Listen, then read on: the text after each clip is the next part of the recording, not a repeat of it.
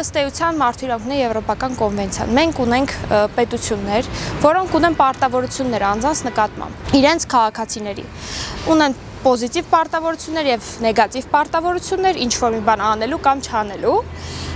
Եվ այդ պարտավորությունների վերահսկումը ըստ էության կատարում է եվրոպական դատարանը։ Ես շատ հաճախ մեր վստահորդներից լսում եմ այսպիսի արտահայտություն, որ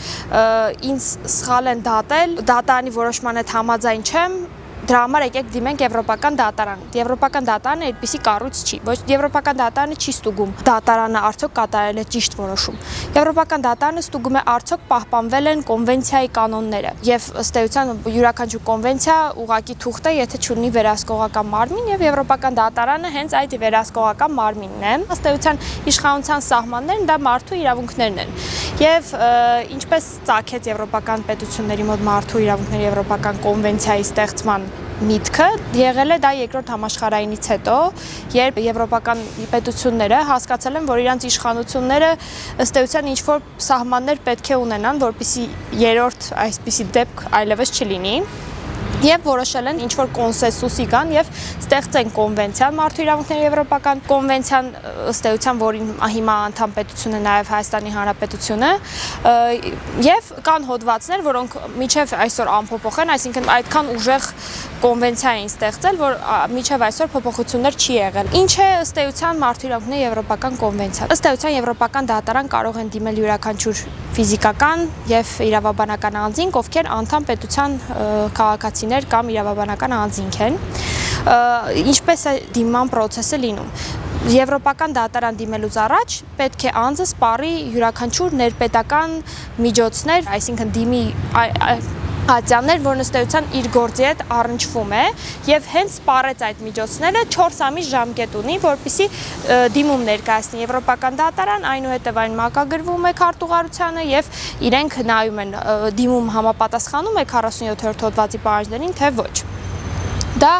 ընդհանուր ինչպես է դատարան քաղաքացին կարողանում դիմել, սակայն այստեղ կա մի պահ, որը ինձ թվում է շատ քաղաքացիներ չեն հասկանում։ Ըստ իրենց եվրոպական դատարանը ամենաբարձրագույն գերագույն դատարանն է կամ վերաքննիչ, այսինքն դու կարող ես բողոքարկել այն որոշումները, որոնք կատարել են ներպետական ատյանները, այդպես չէ։ Այստեղ ավելի շատ ստուգվում է կան կոնվենցիայի հոդվածները խախտող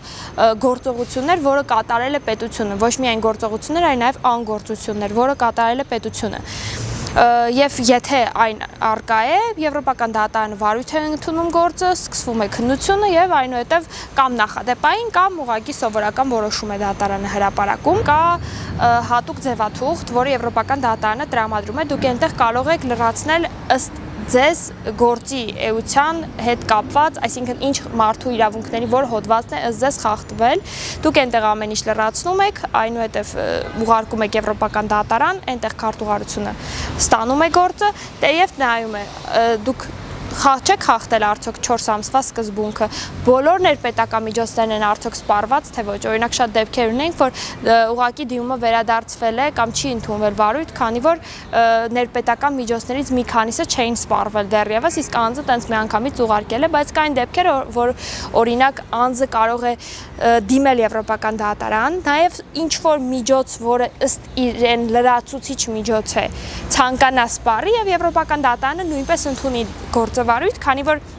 գլխավոր ներպետական միջոցները սպառել են, իսկ ինչ լրացուցիչ միջոց ես դուք իրարում, ուղղակի կարող ես միջնորդությամբ գրել եւ դատարանը հնարավոր է ընդունի այդ միջնորդությունը որպես այդպիսին։ Այնուհետեւ եթե դատարանը քարտուղարությունը ընդունեց, անցնում ենք արդեն դատաքննության փուլ, այսպես կարելի ասել դատաքննության, երբ պետությունը տեղեկացվում է դիմումի վերաբերյալ, արդեն ներկայացվում են հակառակ ապացույցները, դրանից հետո դատարանը մի քանի տարի հետո, կարող է լինել մի քանի ամիս հետո, կայացնում է արդեն վճիռը, կարող է դա լինել նախադեպային, կարող է լինել ոչ նախադեպային, քանի որ ըստ էության կարող են լինել որոշումներ, որոնք համանման են, սակայն ունեցել են ինչ-որ այլ առաջին նախադեպ, որից եկել է այդ որոշումը։ Հայաստանի Հանրապետության նկատմամբ էլ ունենք այդպիսի որոշումներ, որոնք ըստ էության նախադեպային չեն, նախադեպային էլ ունենք, եթե չեմ սխալվում, բայց նախադեպային չեն, միտքը եկել է այլ որոշումներից, սակայն կայացվել են այդ որոշումները հանուն մարդու իրավունքների, այնուհետև դուք ստանում եք, եթե եթե որոշումը բավարարվեց կոմպենսացիա, այնտեղ թիվը արդեն կախված է իհարկե վարույթից։ Ես հասկանում եմ, հարյուրավոր գործեր են, դրանք օրվա մեջ երևի հազարավոր դիմումներ, որոնք ստանում է քարտուղարությունը, եւ ամեն քարտուղարություն ըստ էության ունի իր երկրի պատվիրակ, այսինքն քարտուղարությունում ստուգում է, եթե Հայաստանից եկած դիմում է, հայեր են լինում, եթե օրինակ Անգլիայից են եկել դիմումները քարտուղարությունում աշխատում է Անգլիայի ներկայացուցիչ, ով ստուգում է այն, քանի որ Հայաստանի օրենսդրությունը ավելի լավ կիմանա Հայաստանի իրավաբանը եւ տվյալ երկրի օրենսդրությունը կիմանա այդ իրավաբանը նույնպես։ Եվրոպական դատարանի գործի քննության ժամկետները իրենք սուբյեկտիվ են,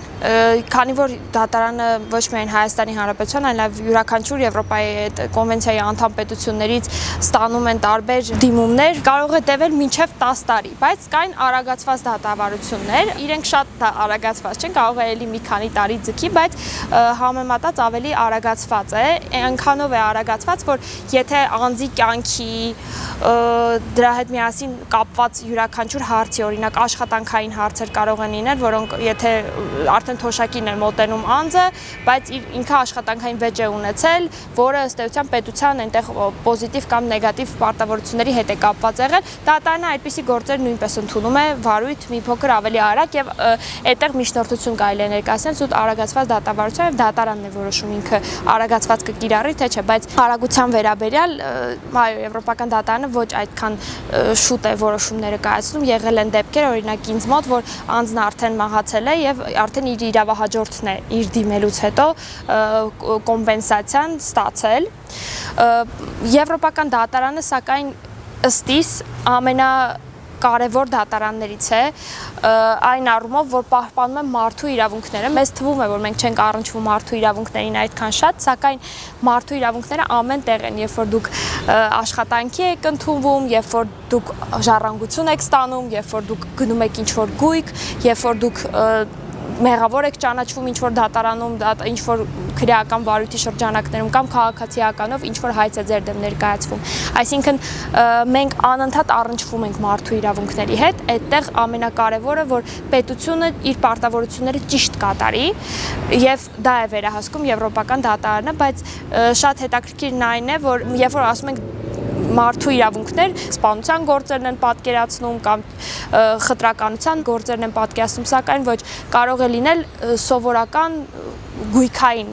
վեճ, որի ժամանակ պետությունը կատարել է սխալ պարտավորություններ կամ պետությունը կարող է ինչ-որ իրավական ակտ ուժի մեջ մտցնել, որը հակասում է Եվրոպական կոնվենցիային եւ ըստ էության խախտում է մարդու իրավունքները։ Այդպիսի դեպքեր շատ ունենք, օրինակ ես այդ առումով հոդված ունեմ գրած վարչական իրավախախտումների վերաբերյալ, որ ըստ էության ըստիս վարչական իրավախախտումները հենց քրեաիրավական բնույթ են կրում եւ խախտում կա այդտեղ Եվրոպական կոնվենցիայի իմաստով, սակայն Հայաստանի Հանրապետությունում այդ խախտումը շարունակվում է, կամ ընտրական օրենսգիր սահմանադրական օրենքում կա այդպիսի հոդված, որ դատապարտված առանձնապես ծանր դիտավորյալ հանցանքով անձինք չեն կարող ընտրություններին մասնակցել, սակայն դա արդեն նորից մարդու իրավունքների խախտում է։ Եվրոպական դատարանը շատ նախադեպային որոշումներ ունի, օրինակ Անգլիայի, երբ որ ասվել է, որ դատապարտված անձը նույնպես մարդու իրավունքների տեսանկյունից կարող է ընտրություններին մասնակցել եւ Եվրոպական դատարանը այդպիսի հարցերին է նույնպես պատասխան տալիս։ Իսկ արդար դատաքննության մասով Եվրոպական կոնվենցիայի 6-րդ հոդվածն է, ինչը իրենից ներկայացնում արդար դատաքննությունը, երբ որ դատարանները եւ պետությունը պահում են այն ստանդարտները, որոնք իրենց համար տրված են։ Օրինակ, դատարանները պետք է լինեն անկախ։ Այսինքն ոչ մի պետական իշխանություններ չեն կարող ներազդել դատարանի վրա, ոչ մի անձ չի կարող ազդել դատարանի անկախության վրա։ Դատարանները անկախ են։ Այնուհետև անկախ լինելու հետ միասին կա impartiality սկզբունքը, այդ նշանակում է, որ դատարանը պետք է քննի գործը անկողմնակալ։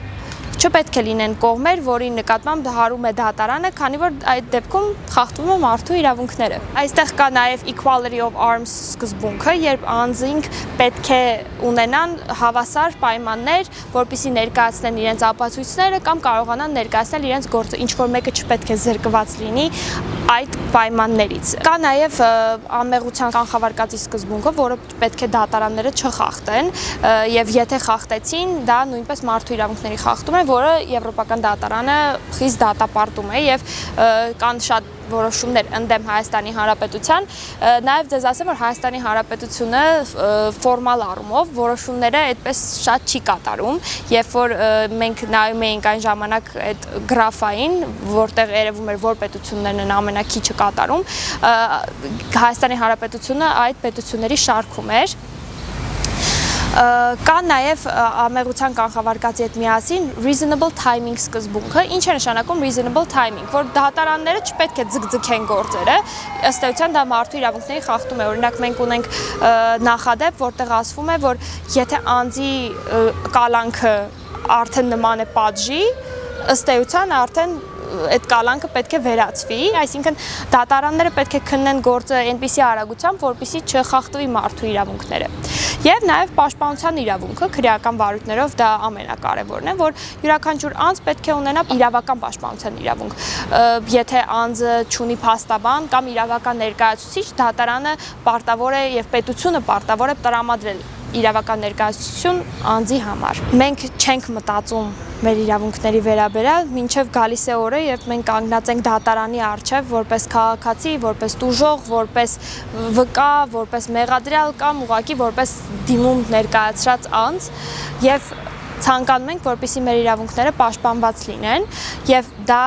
ըստ էության պաշտպանում է Եվրոպական դատարանը եւ Եվրոպական կոնվենցիայի 6-րդ հոդվածը։ Պետությունը պետք է մշտապես պաշտպանի կոնվենցիայի հոդվածները եւ կոնվենցիայով իր կողմից ստանձնած պարտավորությունները, իսկ անձինք կարող են մշտապես դիմել, եթե իրենց իրավունքները խախտված են, սակայն մենք միշտ ձգտում ենք իրավական ժողովրդավարական պետությանը եւ հույս ունենք, որ Հայաստանի Հանրապետության դեմ գործերը մշտապես կքչացվեն կամ եթե վճիռներն կան, միշտ կկայացվեն, կիրականացվեն այնպես, որ իրավունքները երբևիցե խախտված չլինեն։